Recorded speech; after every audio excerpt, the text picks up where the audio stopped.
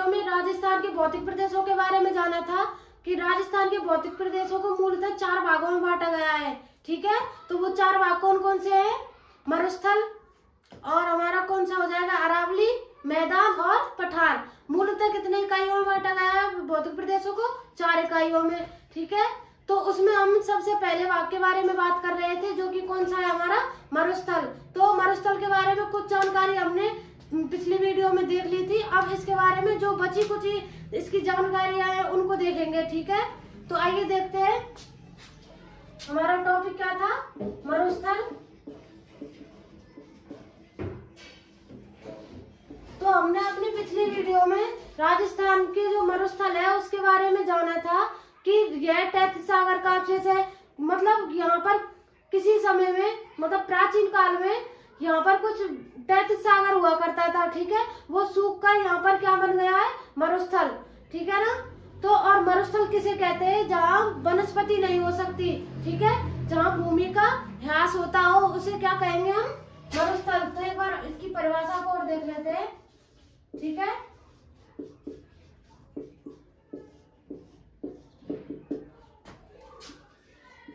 भूमि का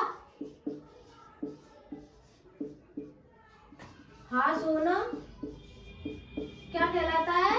मरुस्थल।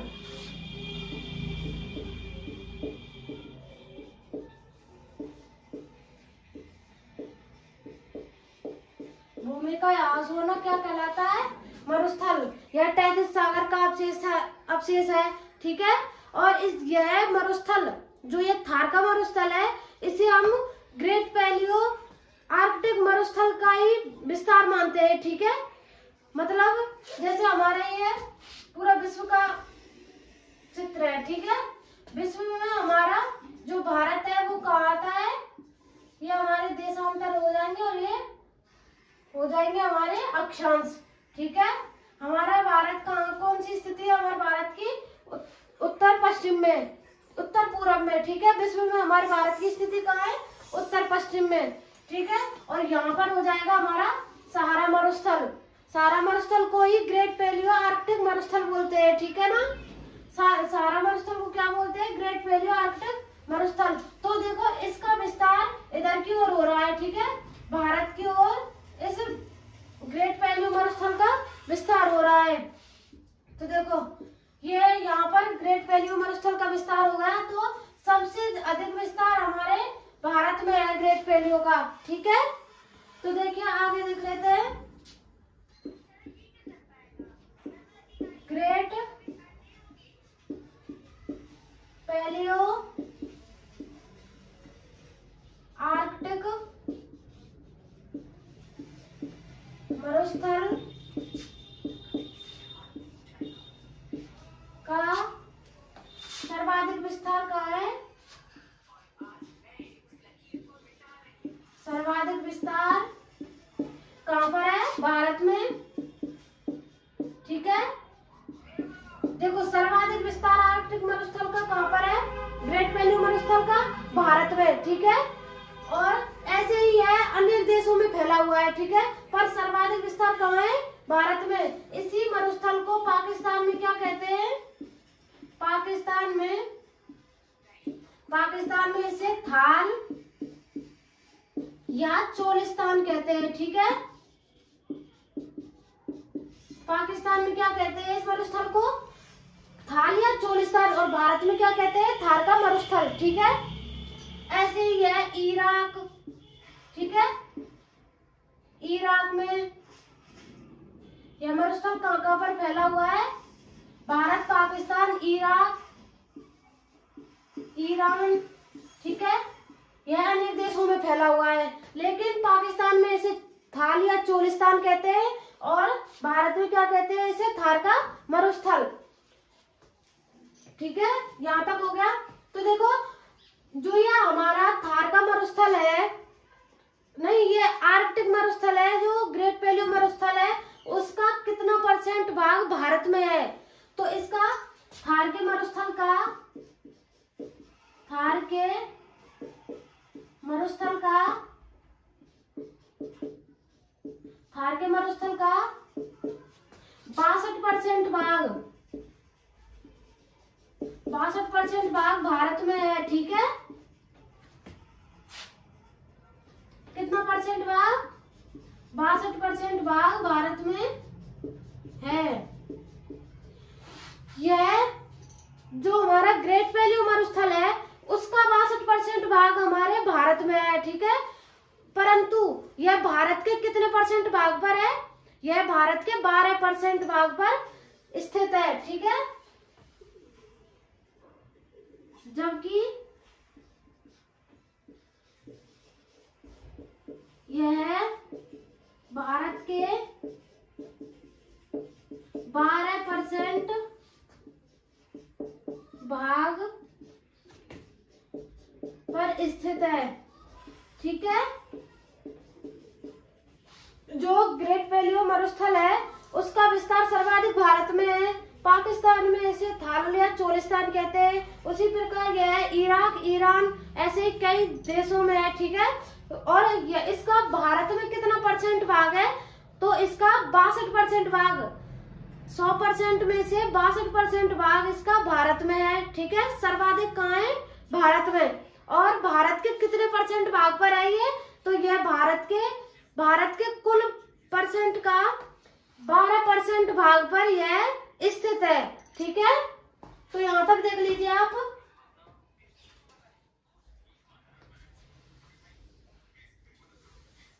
इसके बाद आगे चलते हैं।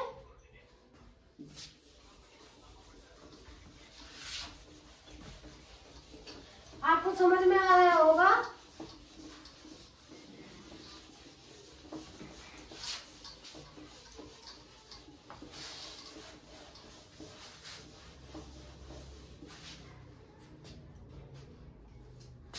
तो देखिए, हमने अभी तक तो यह विश्व में जाना था, ठीक है। विश्व के कौन कौन से देश में है या, ठीक है ना। थार का मरुस्थल विश्व के किस किस देश में है। अभी देखेंगे कि भारत के किस किस राज्य में फैला हुआ है, ठीक है। भारत के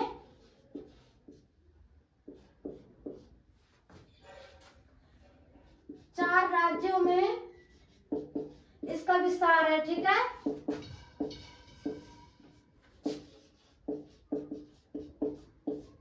वो कौन कौन से है? सबसे पहले हो जाएगा हमारा राजस्थान, ठीक है। फिर हो जाएगा गुजरात,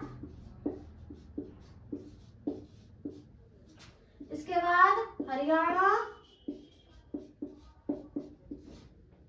चौथे नंबर पर पंजाब, ठीक है। राजस्थान, गुजरात, हरियाणा और पंजाब, इन 4 राज्यों में थार के मरुस्थल का विस्तार है, ठीक है ना।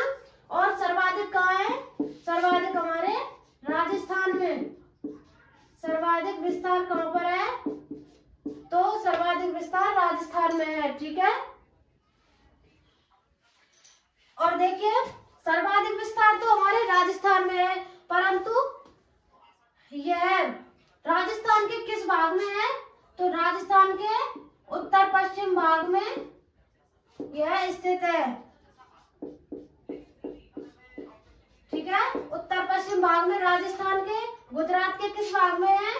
तो गुजरात के उत्तरी भाग में, ठीक है ना। गुजरात के कौन से भाग में है? उत्तरी भाग में। और हरियाणा के किस भाग में है? हरियाणा के हमारे दक्षिण पश्चिम भाग में, दक्षिण पश्चिम भाग में। और पंजाब के किस भाग में है? दक्षिण भाग में, ठीक है। पंजाब के दक्षिण भाग में, हरियाणा के दक्षिण पश्चिम में, गुजरात के किस भाग में? उत्तरी भाग में। और राजस्थान के किस भाग में है? उत्तरी पश्चिम भाग में। तो देखिए, ये हो गया हमारे भारत के किस किस राज्य में जो हमारा ये ग्रेट वैल्यू आर्कटिक मरुस्थल है उसका विस्तार कहाँ कहाँ पर है हमारे राजस्थान, हमारे भारत में। तो राजस्थान, गुजरात, हरियाणा और पंजाब, ठीक है। इसके बाद चलते हैं, हमारे राजस्थान के मरुस्थल की बात कर रहे थे, तो राजस्थान को लेते हैं सबसे पहले, ठीक है। तो देखिए, जिस प्रकार जो हमारा ये आर्कटिक मरुस्थल है, सहारा मरुस्थल या ग्रेट वैली आर्कटिक मरुस्थल है, इसका विस्तार भारत के कितने परसेंट भाग पर था? 12% भाग पर, ठीक है। और यह कितना परसेंट भाग भारत में था इसका? तो 62% भाग हमारे भारत में था। उसी प्रकार भारत जो हमारे राजस्थान है उसमें इसका कितना परसेंट भाग है? जो आर्कटिक मरुस्थल था उसका कितना परसेंट भाग हमारे राजस्थान में है? तो देखिए राजस्थान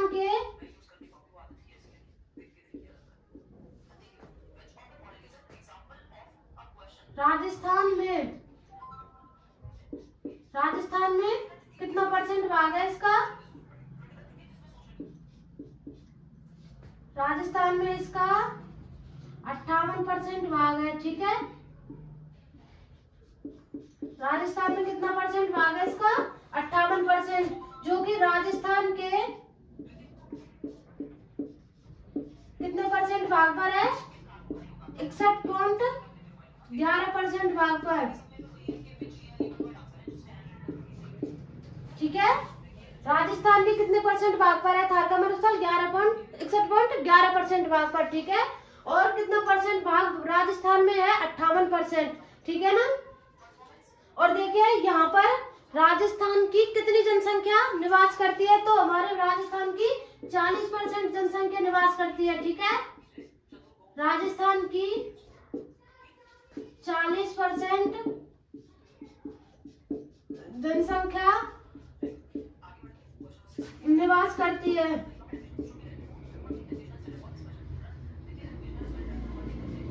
ठीक है। 40% जनसंख्या इस थार के मरुस्थल में निवास करती है, ठीक है ना। और देखिए मैंने आपको पहले बता दिया था कि राजस्थान के किस भाग में है ये मरुस्थल? तो उत्तर पश्चिम भाग में, ठीक है। यह राजस्थान में उत्तर पश्चिम भाग में फैला हुआ है, ठीक है। कौन से भाग में फैला हुआ है? उत्तर पश्चिम भाग में। देखिए 40% जनसंख्या राजस्थान की निवास करती है, हमारे कहाँ करती है? मरुस्थल में, ठीक है। मरुस्थल में 40% जनसंख्या निवास करती है और 58% जो हमारा थार के मरुस्थल है वो राजस्थान में है, ठीक है। और राजस्थान के 61.11% भाग पर यह फैला हुआ है, ठीक है ना। अब देखते हैं कि राजस्थान के किस किस जिले में यह फैला हुआ है। तो राजस्थान के 5 संभाग हैं, उनके जो 20 जिले हैं, 5 संभागों के 20 जिले हैं, उनमें यह थार का मरुस्थल फैला हुआ है। तो देखिए राजस्थान के 5 संभागों के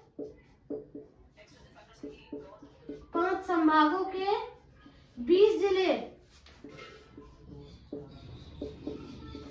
जिलों में इसका विस्तार है, ठीक है।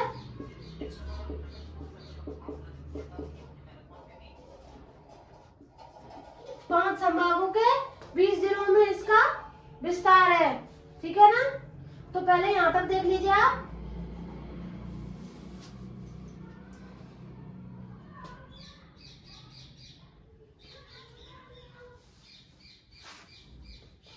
आपको यहाँ तक समझ में आ गया होगा।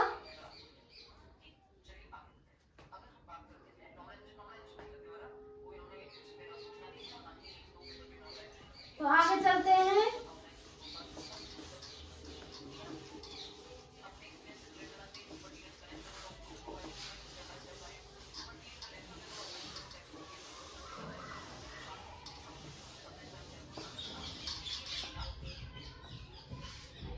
तो देखिए मैंने बताया था कि राजस्थान के कितने जिलों में यह विस्तार है इसका। तो इसके 20 जिलों में इसका विस्तार है, जो कितने संभागों के संबंध में आते हैं? तो वह आते हैं हमारे 5 संभागों के बीच में, ठीक है। तो वो संभाग कौन कौन से है ये देख लेते हैं। तो सबसे पहला संभाग आ जाएगा हमारा बीकानेर संभाग, बीकानेर संभाग में हमारे कितने जिले हैं? तो 4 जिले। बीकानेर संभाग के सभी जिले, ठीक है। बीकानेर संभाग के कितने जिले हमारे? 4। दूसरे नंबर पर आ जाएगा हमारा जोधपुर संभाग। जोधपुर संभाग, ठीक है। जोधपुर संभाग के भी सभी जिले, ठीक है। जोधपुर संभाग में कितने जिले आते हैं हमारे? 6। तीसरे नंबर पर आ जाएगा हमारा सीकर संभाग। सीकर संभाग, ठीक है। सीकर संभाग के भी सभी जिले। इसमें कितने जिले आते हैं? तो इसमें आते हैं 4 जिले। चौथे नंबर पर हो जाएगा हमारा पाली संभाग।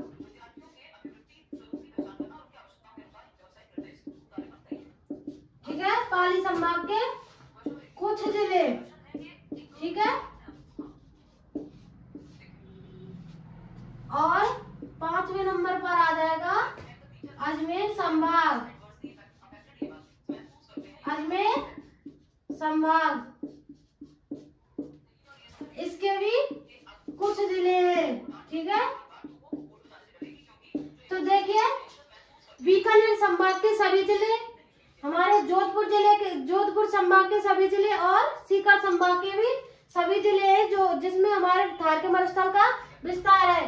परंतु पाली और अजमेर संभाग के कुछ जिले हैं जिनमें जो हमारा थार का मरुस्थल है उसका विस्तार है। तो देखिए, कुछ जिले कौन कौन से हैं वो?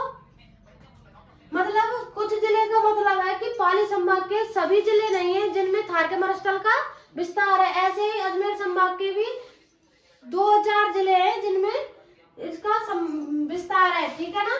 तो पाली संभाग के कौन कौन से जिले हैं? सबसे पहले आ जाएगा हमारा पाली, ठीक है। पाली में, जालौर में, ठीक है, जालौर और सांचौर, ठीक है ना, जालौर और सांचौर। इसी तरह अजमेर संभाग के कौन कौन से हैं? सबसे पहले आएगा नागौर, ब्यावर, इसके बाद आ जाएगा हमारा डीडवाना, कुचामन, ठीक है। नागौर, ब्यावर, डीडवाना, कुचामन, इन राज्य जो ये अजमेर राज्य के अजमेर संभाग के जो ये जिले हैं उसके नागौर, ब्यावर, डीडवाना, कुचामन, इन 3 जिलों में थार के मरुस्थल का विस्तार है, ठीक है। अब इसके बाद हम जो हमारे थार का मरुस्थल है उसके अक्षांशीय विस्तार के बारे में बात कर लेते हैं, ठीक है। तो अक्षांशीय विस्तार के बारे में देखेंगे। तो देखिए,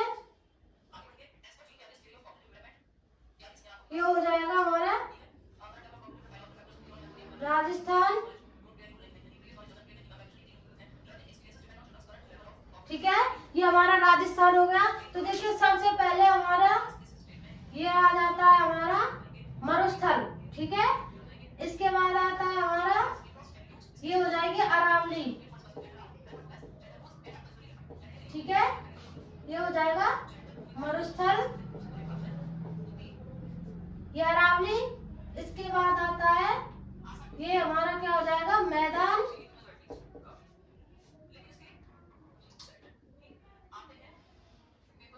और हमारा जो ये भाग है ना, ये बचा कुचा, ये भाग क्या हो जाएगा हमारा? पठार, ठीक है। 4 भागों में बांटा गया है। तो हमारे देखो, इस जो ये मरुस्थल है इसका हमारा अक्षांशीय विस्तार क्या होगा? यहाँ से और यहाँ तक, ठीक है। कौन सी अक्षांश रेखा है जो हमारे जो ये थार का मरुस्थल है उसके बीच में है, ठीक है।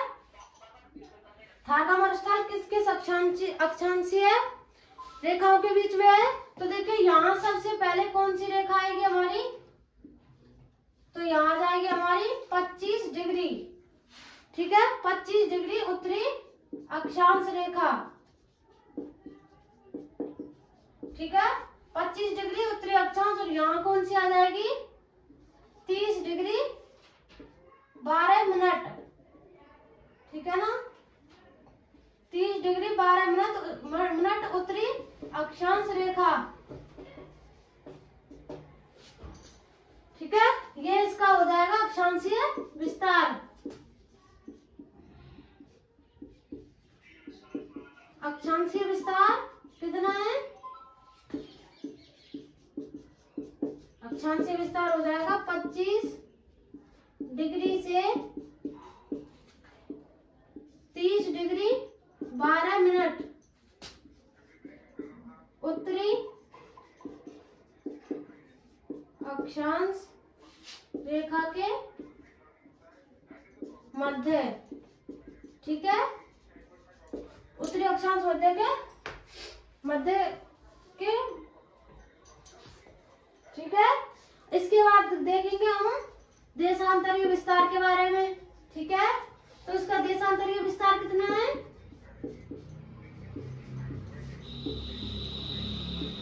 देशांतरीय विस्तार, जिस प्रकार हमने अक्षांशीय विस्तार के बारे में देखा था उसी प्रकार हम देशांतरों की भी बात कर लेते हैं, ठीक है। देशांतर हमारी ऐसे खींची जाती है, ठीक है, लंबवत खींची जाती है देशांतर,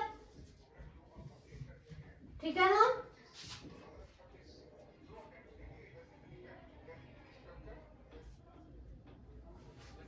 लंबवत खींची जा रही है, ये क्या है हमारी देशांतर। तो सबसे पहले हमारी जो ये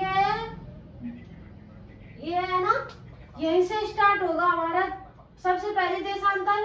कौन सी हमारी राजस्थान की, तो 69 डिग्री 30 मिनट से हमारा देशांतरीय विस्तार स्टार्ट होता है। तो वहीं से ही जो थार का मरुस्थल है ना, उसका भी देशांतरीय विस्तार स्टार्ट होता है, ठीक है ना। ये कौन सी रेखा हमारी 69 डिग्री 30 मिनट, ठीक है ना, 69 डिग्री 30 मिनट। और हमारी कहाँ पर खत्म होता है, यहाँ पर, ठीक है। यहाँ कौन सी रेखा आ जाएगी, तो 75 डिग्री 45 मिनट, ठीक है, 75 डिग्री 45 मिनट। ये हो जाएगा हमारा देशांतरीय विस्तार 69 डिग्री 30 मिनट से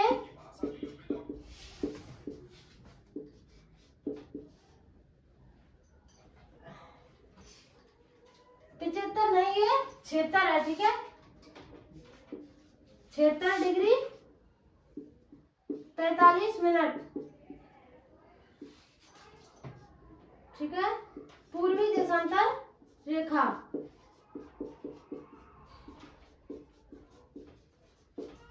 ये हमारा देशांतरीय विस्तार हो गया, ठीक है। तो यहां तक देख लीजिए पहले, इसके बाद आगे चर्चा करते हैं।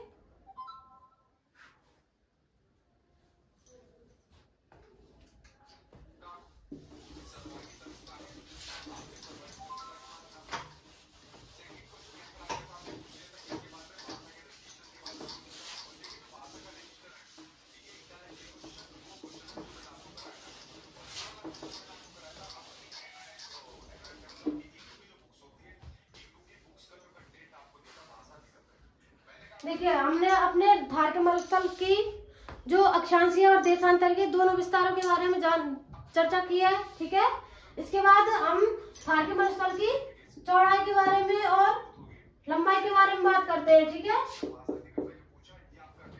थार के मरुस्थल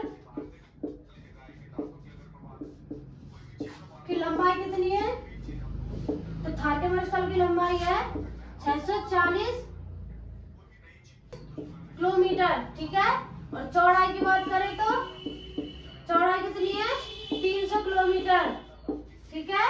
चौड़ाई 300 किलोमीटर, लंबाई 640 किलोमीटर। और इसका क्षेत्रफल कितना है, क्षेत्रफल है हमारा 2,09,000 वर्ग किलोमीटर, ठीक है, 2,09,000 वर्ग किलोमीटर इसका क्षेत्रफल है, ठीक है। इसके बाद हम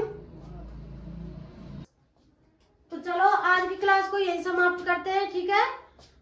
इसके बाद हम जो मरुस्थल है उसकी जो वनस्पति होती है, मिट्टी होती है, ठीक है, इसका तापमान कितना होता है यहाँ, इसके बारे में जानकारी प्राप्त करेंगे, ठीक है ना। तो अभी तक के लिए धन्यवाद और हमारी क्लास से जुड़े रहिए, ठीक है।